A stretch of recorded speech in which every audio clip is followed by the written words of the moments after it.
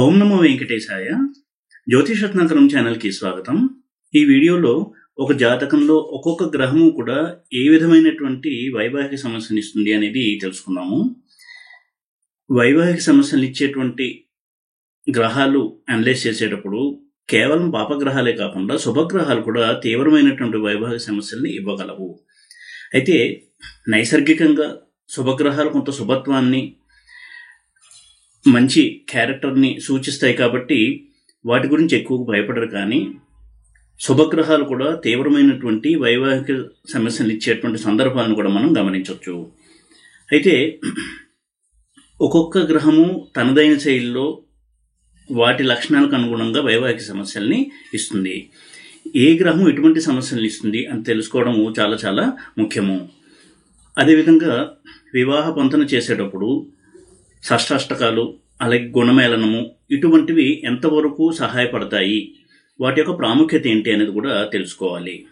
ప్రధానంగా ఒక జాతకంలో ఉదాహరణకి 2 మ్యారేజెస్ ఉన్నాయి, 2 మ్యారేజెస్ ఉన్నాయి, డైవర్స్ అయ్యి మళ్ళీ సెకండ్ మ్యారేజ్ అయ్యేది ఉంది అంటే గుణమేళనంలో ఎన్ని పాయింట్స్ వచ్చినా, షష్టాష్టకాలు లేకపోయినా అటువంటి గ్రహస్థితి ఉంది కాబట్టి డైవర్స్ని తప్పించుకోవడం అనేది ఇంపాసిబుల్ అవుతుంది. అది అసాధ్యం కాబట్టి అటువంటి కాంబినేషన్స్ ఉన్నాయా లేదా అని తెలుసుకోవడం చాలా చాలా ముఖ్యము. అయితే ఉదాహరణకి గుణమేళనము అంటే పాయింట్స్, అలాగే షష్టాష్టకాలు ఎంతవరకు తోడ్పడతాయి అంటే, ఉదాహరణకు జాతకంలో డైవర్స్ కాంబినేషన్ ఉంది, షష్టాష్టకాల్లో ఉండి తక్కువ పాయింట్స్ ఉన్నట్టయితే ఎక్కువ ఘర్షణ అనుభవించి డైవర్స్ తీసుకుంటారు. అలా కాకుండా షష్టాష్టకాలు లేకుండా ఎక్కువ పాయింట్స్ ఉండి మ్యారేజ్ అయ్యి డైవర్స్ కాంబినేషన్ కనుక ఉన్నట్టయితే తక్కువగా గొడవపడి ఘర్షణ పడి విడిపోతారు తప్ప విడిపోవడం అనేది జరుగుతుంది. కాబట్టి కేవలం షష్టాష్టకాలు, గుణమేళనము ఇటువంటి వాటిని ఆధారం చేసుకుని ఒక జాతకుడి యొక్క వైవాహిక జీవితాన్ని, అలాగే పార్ట్నర్ యొక్క జాతకాన్ని డిసైడ్ చేయడం అనేది కరెక్ట్ కాదు. ఇద్దరు జాతకాల్లో కూడా వివాహానికి సంబంధించినటువంటి స్థానాలు ఎలా ఉన్నాయి, ఆ గ్రహాలు ఎలా ఉన్నాయి, అదేవిధంగా జైమిని చరకారకత్వం ప్రకారము దారకారక గ్రహము ఎటువంటి స్థితిలో ఉన్నాడు అనేది కూడా మనం స్టడీ చేయాలి. అయితే ఒక్కొక్క గ్రహము ఒక్కొక్క రకమైనటువంటి స్వభావాన్ని కలిగి ఉంటుంది వైవాహిక సమస్యలు ఇచ్చేటప్పుడు.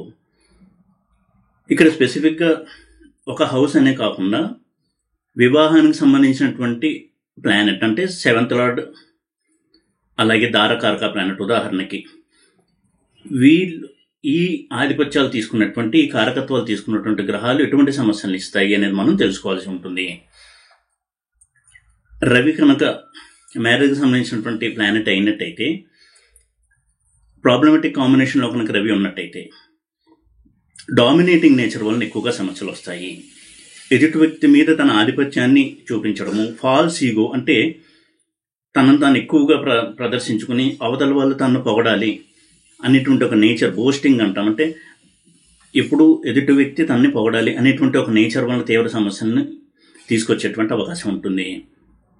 అదేవిధంగా ప్రతి విషయంలో కూడా తను చెప్పిందే వినాలి, అది తప్పైనా సరే, ఆ సందర్భానికి అది ఉచితం కాకపోయినా సరే తన మాట నెగ్గాలి, తన పంతం నెగ్గాలి అనేటువంటి ఒక విపరీత ధోరణి వల్ల కూడా సమస్యలు అనేవి ఎక్కువ వస్తుంటాయి.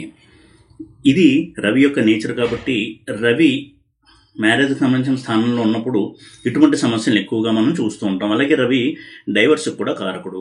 ఎన్ని ప్లానెట్స్ 7th హౌస్తో, 7th లార్డ్తో, దారకారక ప్లానెట్తో, దారపాదంతో సంబంధం ఉన్నప్పటికీ కూడా రవి ఉన్నప్పుడు మాత్రమే డైవర్స్ అనేది అవుతుంది. కాబట్టి డైవర్స్కి కారకుడు రవి. కుజదోషం అనేది డైవర్స్ ఇవ్వదు. కుజదోషం గురించి ఎక్కువగా భయపడడం కూడా మంచిది కాదు.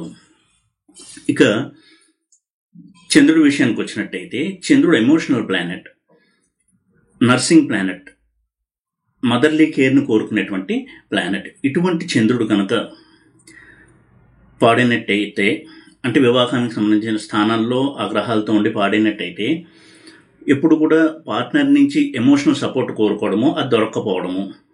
అలాగే పాపగ్రహాలతో కనుక కలిసి ఉన్నట్టయితే చంద్రుడు, ఉదాహరణకి చంద్రకుజులు, చంద్రశని, చంద్రరాహు, చంద్రకేతు ఇటువంటి కాంబినేషన్లో కనుక చంద్రుడు ఉన్నట్టయితే సమస్యలను ఎక్కువ ఇస్తాడు. ఉదాహరణకి 7th హౌస్లో కనుక ఈ కాంబినేషన్ ఉన్నట్టయితే చంద్రకుజులు కలిసినప్పుడు తీవ్ర స్వభావము, త్వరగా కోపం రావడము, మొండితనము, ఒక్కొక్కసారి చేయి చేసుకోవడము, దుర్భాషలాడటము, ఇటువంటి నేచర్ కూడా ఉంటుంది. మనసు ఎప్పుడు కూడా చంచలంగా ఉంటుంది, స్థిమితంగా ఉండదు. చిన్న విషయాన్ని కూడా ఎక్కువగా ఊహించుకుని జీవిత భాగస్వామి మీద విరుచుకుపడము, తన ఫ్రస్ట్రేషన్ని వెళ్ళగక్కడము, ఇటువంటి ఒక నేచర్ అనేది ఉంటుంది.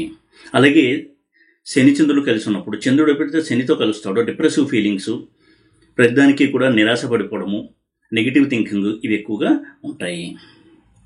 చంద్ర బుధుల కాంబినేషన్ కూడా చాలా మటుకు ప్రాబ్లమ్స్ ఇచ్చేటువంటి కాంబినేషన్గానే చూడాల్సి ఉంటుంది. చంద్రబుధులు ఎప్పుడైతే కలిసి చంద్రుడు పాడయ్యి బుధుడు కూడా వీక్గా ఉండి రెట్రోగ్రేడ్ అయ్యి ఉంటాడో, అటువంటి వారికి ప్రతి చిన్న విషయానికి కూడా కుదేలవ్వడము, డిప్రెషన్లోకి వెళ్ళడము, సూసైడల్ టెండెన్సీస్, ఇవన్నీ కూడా వస్తూ ఉంటాయి.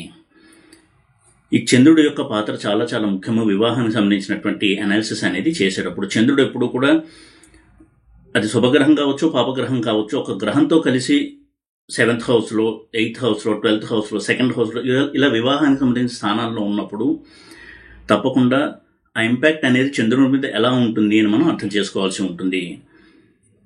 ఏ గ్రహంతో కలిసి ఉన్నా కానీ చంద్రుడు కొంతవరకు సైకలాజికల్గా డిస్టర్బెన్సెస్ ఉండేటువంటి నేచర్ ఉండేటువంటి వ్యక్తిగా ఉంటారు. ఎందుకంటే చంద్రుడు ఎవరితో కలవకుండా ఉన్నంత వరకు చాలా మటుకు సేఫ్ అది. అలా కాకుండా శుభగ్రహంతో కానీ పాపగ్రహంతో కలిసినట్టయితే వారికి కొంత చంచల స్వభావము, మనసు అలజడికి చాలా తేలిగ్గా గురవుతూ ఉండడము, ఇటువంటి నేచర్ అనేది ఉంటుంది.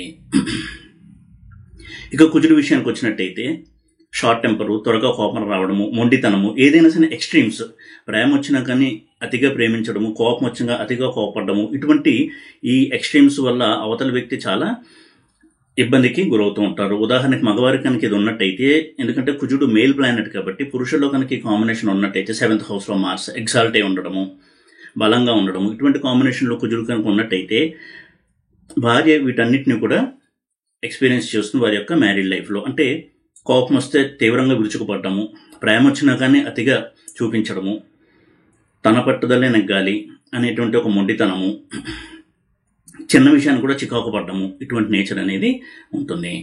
అందుకే కుజదోషం గురించి ఎక్కువగా భయపడుతూ ఉంటారు. ఎందుకంటే చేయి చేసుకోవడము, దుర్భాషలాడము, ఇలా ఆడము, ఇలాంటివి కూడా ఉండేటువంటి స్వభావం ఉంటుంది. కాబట్టి కుజదోషానికి అటువంటి ఒక ప్రాచుర్యం అనేది వచ్చింది. అంతే తప్ప కుజదోషం వలన డైవర్స్ అనేది అవ్వదు. ఇంకా బుధుడు విషయానికి వచ్చినట్టయితే, బుధుడు స్ట్రాంగ్గా ఉన్నంత కాలం మ్యారీడ్ లైఫ్ అనేది సాఫీగా సాగుతుంది. అలా కాకుండా బుధుడు కనుక కొంత రిట్రోగ్రేడ్ అయ్యో, నీచలో ఉండో, 7th హౌస్లో ఉండి పాపగ్రహాలతో కలిసి ఉండడం కనుక జరిగినట్టయితే ఎప్పుడూ కూడా ఎదుటి వ్యక్తిని అర్థం చేసుకోలేకపోవడము, తనని ఎవరు పట్టించుకోవట్లేదు అనే ఒక ఆత్మన్యూనతాభావము, మిస్అండర్స్టాండింగ్స్, దీనివల్ల తనలో తానే కుమిలిపోతూ ఉండడము, అవతలి వ్యక్తి మామూలుగా ఉన్నా సరే తనని ఇగ్నోర్ చేస్తున్నారు అనేటువంటి ఒక ఇన్ఫీరియారిటీ కాంప్లెక్స్, వీటి వల్ల చాలా తీవ్రంగా మానసిక సంక్షోభానికి వాళ్ళు గురవుతూ ఉంటారు. బుధుడు ఎప్పుడు 7th హౌస్లో 7th లార్డ్తో సంబంధం కలిగి ఉన్నప్పుడు స్ట్రాంగ్ అండ్ పాజిటివ్గా ఉండడము, శుభుడుగా ఉండడము, హెల్దీగా ఉండడం అనేది చాలా ముఖ్యము. మనసుకు సంబంధించిన ప్లానెట్ ఏమంటే చంద్రుడితో కలిసిన, రాహుతో కలిసిన, కేతువుతో కలిసిన బుధుడు తీవ్రమైన సమస్యలు ఇస్తాడు వివాహపరమైనటువంటి విషయాల్లో కూడా. బుధరాహువుల కలయిక ఇద్దరి మధ్య కూడా మిస్అండర్స్టాండింగ్స్, అపోహలు, అపార్థాలు, ఇవన్నీ కూడా తీసుకొస్తుంది. బుధ కేతువుల కలయిక అగ్రెసివ్ ఈవెంట్స్, చాలా తీవ్ర పరిణామాలు, ఇవి తీసుకొస్తుంది వారి యొక్క వైవాహిక జీవితంలో. ఇక గురువు విషయానికి వచ్చినట్టయితే, గురువు నైసర్గిక శుభగ్రహం కాబట్టి గురువు గురించి చాలా ఎక్కువగా పొగుడుతూ ఉంటారు. అయితే గురువు పాడైతే ఇచ్చే సమస్యలు చాలా తీవ్రంగా కూడా ఉంటాయి. ముఖ్యంగా అమ్మాయిల జాతకంలో గురువు కనుక పాడైనట్టయితే, లేక పాడవడమే కాదు, గురువు ఉదాహరణకు 7th హౌస్లో ఉన్నా కానీ డామినేటింగ్ నేచర్ ఉండేటువంటి భర్త వస్తాడు. భర్త వల్ల వీళ్ళకి చాలా సమస్యలు అనేవి ఉంటాయి. ఇద్దరు కూడా విద్యార్థికులు అయ్యి సమానమైనటువంటి విద్యార్హతలు కలిగి ఉన్నా కానీ భర్త తన యొక్క ప్రాబల్యాన్ని చూపించుకోవడము, తన యొక్క గొప్పదనాన్ని చెప్పుకోవడము, దాన్ని ఎదుటి వ్యక్తి అంటే భార్య అంగీకరించాలి అనేటువంటి ఒక నేచర్ ఉండడం, దానివల్ల చాలా తీవ్రమైనటువంటి మానసిక సంక్షోభం అనేది ఉంటుంది వారి యొక్క వైవాహిక జీవితంలో.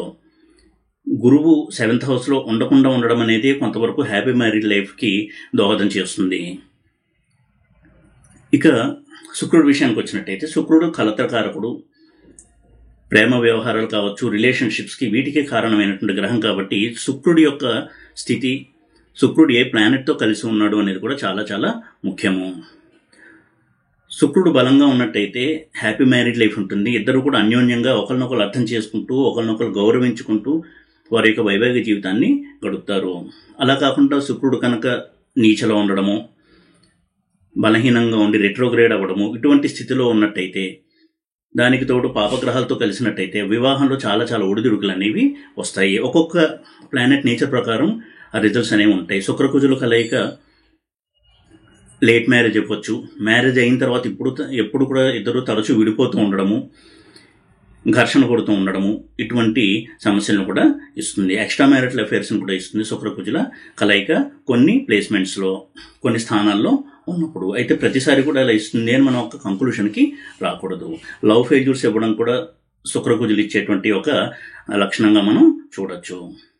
ఇక శని విషయానికి వచ్చినట్టయితే, శని కనుక నెగిటివ్గా ఉండి వివాహానికి సంబంధించినటువంటి ప్లానెట్ అయ్యి అటువంటి స్థానాల్లో అటువంటి గ్రహాలతో కనుక్కున్నట్టయితే ఎప్పుడు కూడా తన యొక్క ఆత్మన్యూనతా భావంతో మ్యారీడ్ లైఫ్ని ఎంజాయ్ చేయలేకపోవడము, ఎదుటి వ్యక్తి తనని తక్కువగా చూస్తున్నటువంటి ఒక భ్రమలో ఉండడము, దానివల్ల ఇంకా ఎక్కువగా డిప్రెస్ అవుతూ ఉండడము, అపార్థాలు, వీటి వల్ల వారి యొక్క వైవాహిక జీవితాన్ని తీవ్రమైన సంక్షోభంలోకి నెడుతూ ఉంటారు. కాబట్టి శని ఎప్పుడు కూడా హెల్దీగా ఉండే, ఉదాహరణకి శని 7th హౌస్లో ఓన్ హౌస్లో ఉండడం, ఇటువంటి స్థితిలో కనుక శని ఉన్నట్టయితే చాలా హ్యాపీ మ్యారీడ్ లైఫ్ ఉంటుంది. ఇద్దరి మధ్య కూడా బాండింగ్ అనేది చాలా స్ట్రాంగ్గా ఉంటుంది. లాంగ్ మ్యారీడ్ లైఫ్ కూడా ఉంటుంది. ఇక రాహు విషయానికి వచ్చినట్టయితే, రాహు 7th హౌస్లో ఉన్నప్పుడు ఎదుటి వ్యక్తి నుంచి మోసానికి గురవ్వడం కావచ్చు, లేదా ఎదుటి వ్యక్తి యొక్క గ్రీడ్, అంటే జీవిత భాగస్వామికి ఎక్కువగా గ్రీడ్ అనేది ఉంటుంది. అంటే జీవితంలో చాలా పైకి రావాలి, ఒక స్థాయిలో ఉండాలి, ఒక సెలబ్రిటీగా ఉండాలి, ఒక సోషల్ స్టేటస్ని సాధించుకోవాలి అనేటువంటి ఒక ఆరాటం వల్ల ఈ వ్యక్తి చాలా ఇబ్బందులకి గురవుతూ ఉంటాడు. కేతు విషయానికి వచ్చినట్టయితే, కేతు 7th హౌస్లో ఉన్నప్పుడు అగ్రెసివ్ ఈవెంట్స్ అనేవి ఎక్కువగా ఉంటాయి. అంటే ఘర్షణ వాతావరణము, ప్రతి చిన్న విషయానికి ఇద్దరు కూడా ఆర్గ్యుమెంట్స్, ఇలాంటి వాతావరణం అనేది ఎక్కువగా ఉంటుంది. అటువంటి పార్ట్నర్ వచ్చేటువంటి అవకాశాలు ఎక్కువగా ఉంటాయి. ముఖ్యంగా కేతు కనుక వివాహానికి సంబంధించినటువంటి ఆ స్థానంలో ఉన్న అటువంటి రిలేషన్ కనుక ఉన్నట్టయితే. అలాగే కొన్ని కాంబినేషన్స్ అనేవి కొంతవరకు వివాహంలో ఎక్కువ సమస్యలు ఇచ్చేటువంటి కాంబినేషన్గా మనం చూడొచ్చు. రవి విషయానికి వచ్చినట్టయితే, రవికుజుల కాంబినేషన్, రవి రాహువులు, రవిచంద్రుడు, రవికేతు, రవి శని, ఈ కాంబినేషన్స్ వివాహంలో తీవ్రమైన సమస్యలను తీసుకొచ్చేటువంటి కాంబినేషన్స్. అయితే రవి పాత్ర ఎప్పుడైతే ఉందో డైవర్స్కి దారి తీసేటువంటి అవకాశం ఎక్కువగా ఉంటుంది. అలాగే రవి శుక్రుల కాంబినేషన్ కూడా డైవర్స్ని ట్రిగర్ చేస్తుంది. అలాగే శుక్రుడు విషయానికి వచ్చినట్టయితే, శుక్రకుజుల కాంబినేషన్, శుక్రకేతువుల కాంబినేషన్ అనేది కొంతవరకు అగ్రెసివ్ ఈవెంట్స్ని ఇచ్చేటువంటి కాంబినేషన్గా చూడాల్సి ఉంటుంది.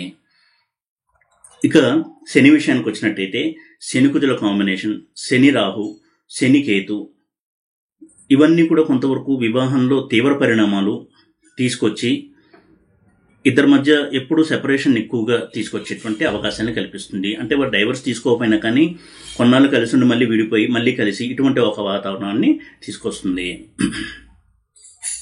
ఇక బుధ చంద్ర కాంబినేషన్, ఇందాక చెప్పినట్టుగా కొంతవరకు ప్రాబ్లమెటిక్ కాంబినేషన్ అది. బుధ రాహు కాంబినేషన్, బుధ కేతు కాంబినేషన్, ఇవన్నీ కూడా ప్రాబ్లమెటిక్ కాంబినేషన్స్గానే చూడాలి.